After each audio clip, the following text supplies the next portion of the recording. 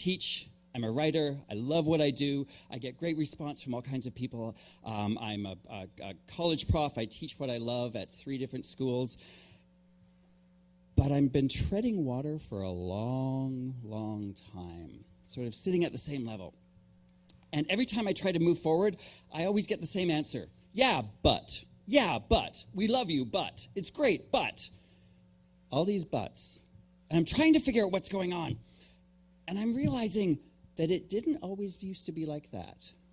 Back in the day when I was younger, I got everything I wanted. I know that sounds ridiculous, but it is true. I was that nerdy kid in high school who couldn't sing, couldn't dance, but overdid it in all the high school musicals. That was me, right? I was that kid. And I was convinced after high school that I could get into the most prestigious music theater school in this country, and I did. And I graduated. And through 3 years of school, I had teachers keep saying, yeah, but, we would like to, yeah, but. And I believed that when I finished my 3 years at school, I could get a job in the professional theater world. And I did. The summer after I graduated, I was working at a theme park out in Whitby, of all places. And at the end of that year, the artistic director left to move to Vancouver, and I thought, I could take that job. And I did. And at the end of 5 years, I was getting a little tired of that, and I thought, you know what? There's no reason why I couldn't go to the Stratford Festival. And I did.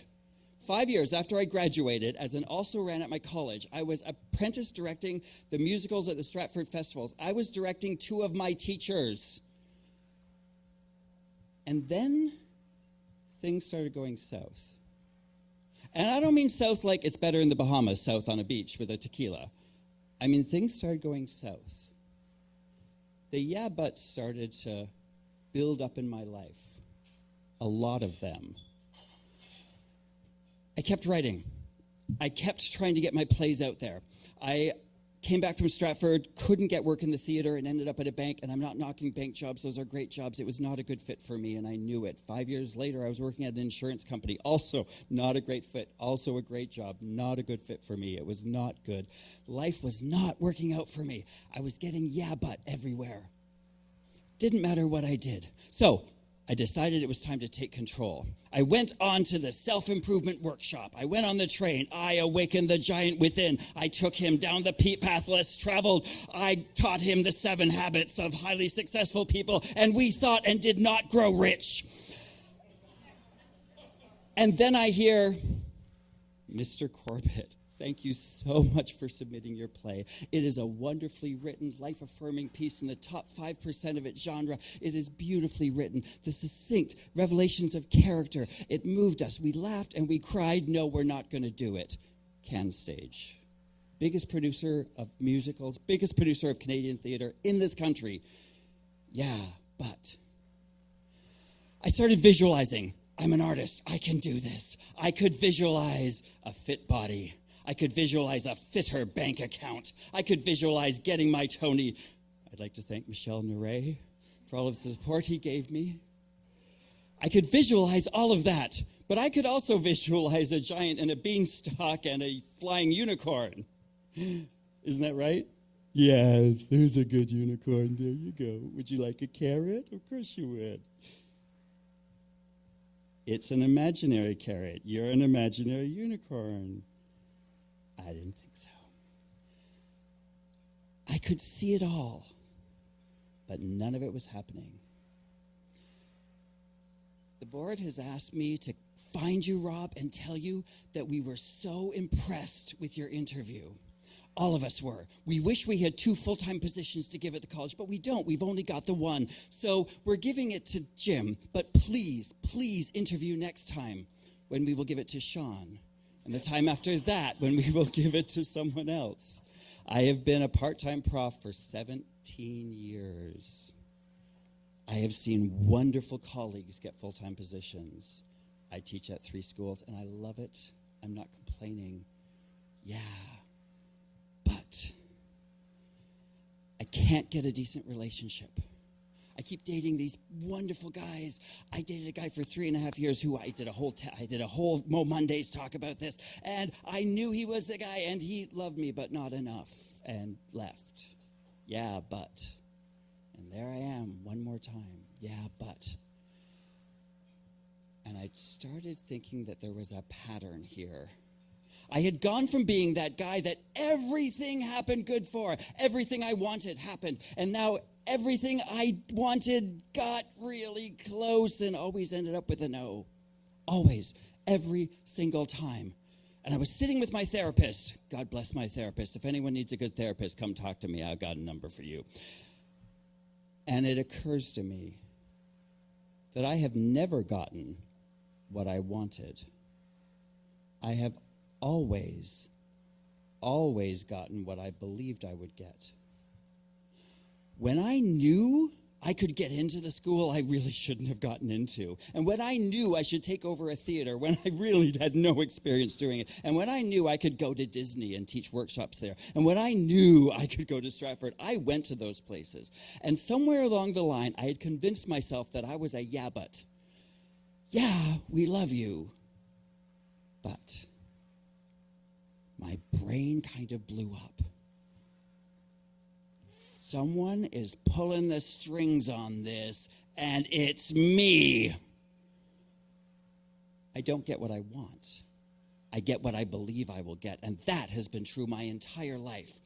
2 days later, one of the hottest guys I know calls me up. Actually, he sends me a message, and he says, Rob, are you available? Because I want you to come and talk at our 8th anniversary. You know, it's a shame the dude is straight and married to someone who I adore. What are you going to do? And I said, yes, I will do that because I've got a topic. Here's my topic. I know who's pulling the strings. It's me. I've got this core belief, and it used to be this, and now it is this, and everything is happening according to what I believe. Everything is happening. And I thought, I've got 2 months of believing something different, 2 months of knowing that is going to give me some results I can talk about in February on MoMondays, and nothing changed. Nothing changed. When you fill out the form on MoMonday, and I know a lot of you have done this, the speaker's form, one of the things that Michelle tells you to do, one of the items is, the story you're telling, is it far enough away? Have you processed this? Because if you haven't processed it fully, there is a possibility that you will stand on stage and be overwhelmed by the story. And I thought, what's the process? Everything I believe I get. And then I'm sitting in my therapist's meeting. God bless Kathy. And I start digging around that turning point. The point where I stopped being the guy who said, of course I can get that. To the guy who went, they're gonna say no. And started to uncover some really traumatic moments in my life that I had dismissed. About 30 years ago, someone I loved dearly betrayed me in horrible ways. And she since apologized, and I forgave, and her apology was sincere, and my forgiveness was sincere. But I never dug into the pain that caused. This all happened on Wednesday, and here I stand, a little overwhelmed and not sure how to finish. But here's what I know. I know that I get what I believe. And I try to picture the great life. I've been doing that. I try to picture all the things I want, and I am believing them about as firmly as I believe in the unicorn out on Yonge Street looking for carrots. And I want to tie this up beautifully, but I can't, because I'm not at the beginning of this journey. Sorry, I'm not at the end of this journey. Feel free to edit that out. I am at the beginning. And I'm taking baby steps on starting to believe small things.